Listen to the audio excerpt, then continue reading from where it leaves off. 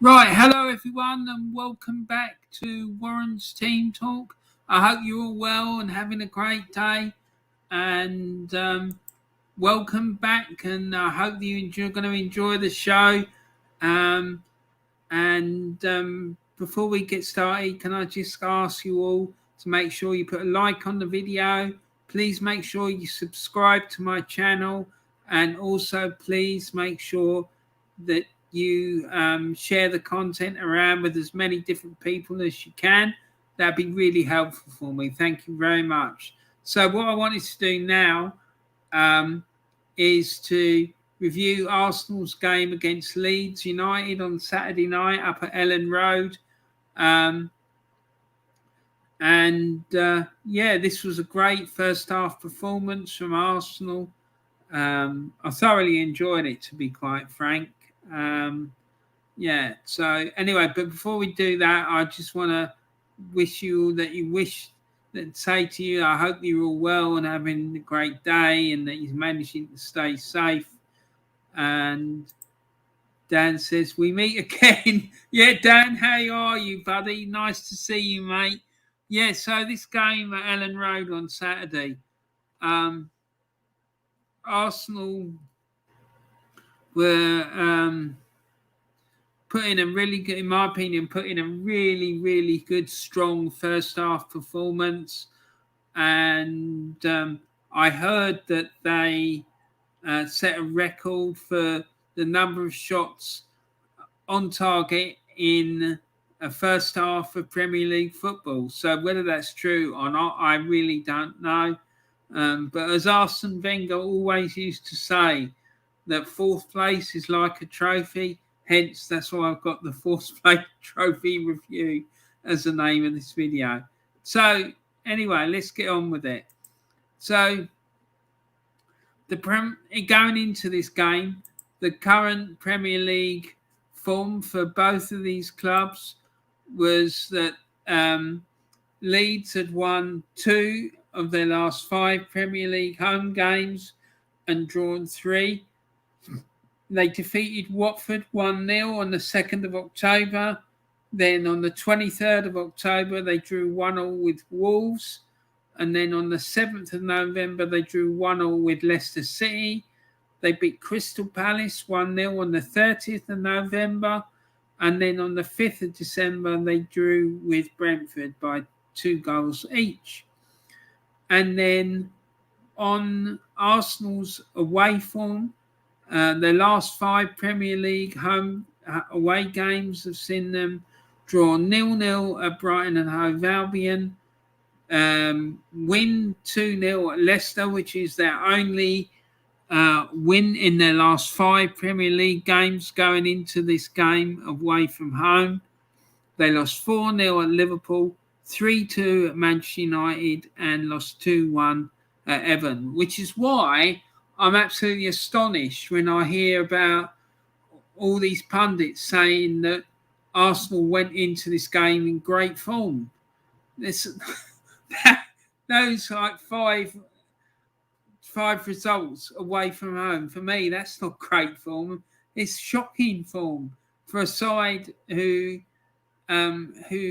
should be having aspirations of challenging for titles and being in the top 4 and stuff like that. It's not great form. Anyway, let's carry on. So the lineups for the games were, as we see here, Leeds went into the game playing of 4-2-3-1, and Arsenal went into the game with a 4-2-3-1 as well. Arsenal went with Ramsdale in goal, Tierney at left back, Gabriel and Ben White as centre backs, Tomiyasu was the right back, Granit Xhaka and Thomas played in the deep line midfield roles, and then Martinelli and Odegaard and Bukayo Saka were the forward-thinking midfield players, and Lacazette played up front on his own. Now, during the course of the game, Arsenal made 3 substitutions. Odegaard came off in the 85th minute and was replaced by Tavares. And Saka came off in the 78th minute and was replaced by, who was he replaced? I can't even remember. Was replaced by Emil Smith-Rowe, and Tomiyasu was replaced by Cedric Suarez in the 63rd minute, I think. Yeah, the 63rd minute. He was replaced by Cedric Suarez. And so that was the lineup and substitutions. And then the match stats saw Arsenal have 10 shots on target. 10 shots with 3 on target against Leeds' 11 shots with 5 on target. Leeds had a 36% possession of the ball, and Arsenal had 64%. Leeds made 329 passes, and Arsenal made 588. And the pass accuracy was 69% for Leeds and 82% for Arsenal. Leeds made 8 fouls, Arsenal made 12. And I just want to say about Granit Xhaka, talking about fouls, I'm surprised that he didn't get sent off, because I thought that challenge was horrific. He definitely went in for that player. It was a shocking challenge, in my opinion. And Ben White, the penalty, I can see why the referee gave it, and I think it was a penalty. But what was he doing? Why didn't he just shepherd the ball out of play and make sure that he didn't need to make that challenge, in my opinion? He should have just made sure that the cross didn't get in. And it was just to me, it was a desperate lunge. And once again, it just shows his inexperience. And to me, it just shows that we overpaid for him. He is not a £50 million centre-back, in my opinion. And I think Brighton saw us coming. I really do. But yeah, so like I say, it was an excellent first half performance from Arsenal. And second half, they sort of eased off a bit, probably because they thought that the game was won and it was going to be a comfortable stroll, and they didn't really need to do that much to win the game. And got another chat here from Dan, says, I wouldn't count that as great form, laugh out loud. It ain't, is it? And that's what I couldn't understand. I just thought, are you sure? Might have been because they were looking at their home form. I don't know. It just doesn't make any sense to me. Who would you say is Arsenal's star player? At the moment, probably the goalkeeper, Aaron Ramsdale. I saw footage of him on YouTube winding up the Leeds fans, and he needs to cut that out of his game, because if he doesn't stop it, he's either going to get attacked by an opposition supporter, something's going to be thrown at him, or one of the match officials is going to send him off or book him, or he's going to get done by the FA for ungentlemanly conduct or bringing the game into disrepute, because you can't go around winding out opposition supporters. You just can't do that. As much as you might feel like you want to, because of the amount of stick that they're giving you, but you can't react like that, in my opinion. So yeah, that was the match stats. Arsenal won the game by 4-1, and like I say, I don't really understand why Ben White needed to make that challenge. He was lucky that Arsenal were already 3-0 up when he made the challenge, because if they weren't and he'd given away a goal, it could have cost Arsenal points, and he could have ended up easily getting sent off.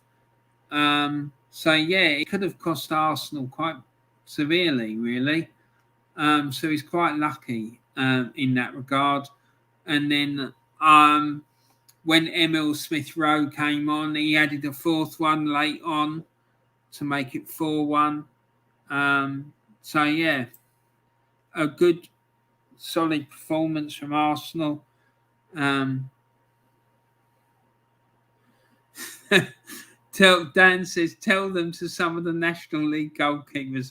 Listen, mate, I didn't go to the game, but a mate of mine went to see Tunbridge Angels play against, I think it was Dover in the FA Cup. And one of the Tunbridge players was giving the Dover players a load of chops, a Dover goalkeeper a load of chops, and somehow or other, this fan ended up getting on the pitch. I don't know what happened. And he confronted the goalkeeper. But then I don't know whether it was the goalkeeper or the fan, got hold of the other one and had hold of him by the scruff of the neck like that, and then was going like this. Jesus Christ. It was a madness. But I say, I wasn't there to see it, but I was told about this. So, yeah, there you go. It's absolute madness. And that's the sort of thing that people don't hear about that goes on in non-league football.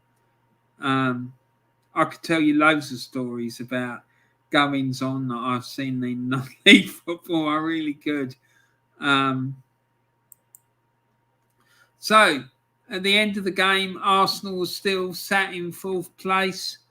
They're now on 32 points, 4 points clear the nearest rivals, West Ham, and 6 points behind Chelsea in third. So they're secure there for a little while yet.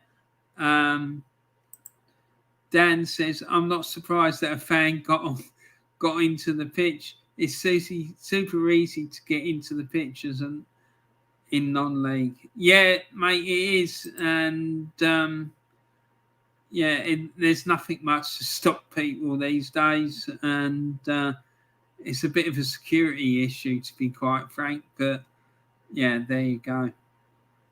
But that story is quite funny, I have to say. So, yeah, that's the end of the show. I hope you enjoyed my review. Like I say, it was a good win for Arsenal. Let's hope they can continue it on and do that and perform that way against one of the big three in the Premier League or one of their closest rivals, the likes of a Manchester United or a Tottenham or something like that, or do it even with Manchester City, Liverpool or Chelsea. Because this season, the problem has been that when we went on that 10-game unbeaten run, we did it against teams like Burnley, Norwich, Brighton, Southampton, Crystal Palace, Aston Villa. And these are all teams that Arsenal should be beating comfortably, and it wasn't any surprise to me that they won those games or got points out of the games. Where it becomes a problem is when they come up against like one of their big rivals or one of the big three, like Man City, Liverpool, or Chelsea. So, Sid Freeman says, hi again, Warren. Hi, mate. Nice to see you again. I'm just about to finish it, unfortunately. But yeah, so that's my thoughts on the Leeds Arsenal match. I hope that you enjoyed it and you found it interesting and enjoyable. As I said in the last stream, don't forget to check out the GoonerClaude Trust, excellent charity, and check out all these YouTube channels, the Old School Gunner, the 3 Pointers TV, Arsenal Alex, DrawnByDre, the Aussie Gooner, and the Claude and the Bansta channel. So yeah, that's it, guys. I hope you enjoyed it. Before you go, please do me a really, really, really big favour and put a like on the video. Please don't forget to subscribe to my channel, and please make sure you spread the content around. I'd really, really appreciate that. And thanks for coming and watching. I'm glad that you were here. It was really enjoyable chatting to you all again, and I hope you enjoyed it. And Dan says, enjoy your Christmas, Warren. If I don't see you again until then, mate, I'm planning to try and do some more videos before then. I've got one in the pipeline that I haven't finished working on, which is about Arsenal's 1993-94 season, when they went into Europe and won the Cup Winners' Cup. So keep an eye out for that. And yeah, but the same to you, mate. If I don't see you before, have a lovely, lovely Christmas. I'm planning to do a stream on Christmas Day, and I've got a big surprise for everyone, but I'll let you. I'm not going to tell you about it now. I'll break it to you on the day, but I hope you enjoy it. Merry Christmas, Warren, and Merry Christmas to you, Sid. And I hope you have a great Christmas. If I don't see you before, take care, guys. Thanks for coming in. I really appreciate it. Remember, stay safe, guys, and look after yourselves and all your loved ones and friends and family. And remember, keep talking, yeah? Because it really, really does help. And thanks for tuning in, and I'll look forward to speaking to you all again soon. Thanks a lot, guys. Take care. Bye for now.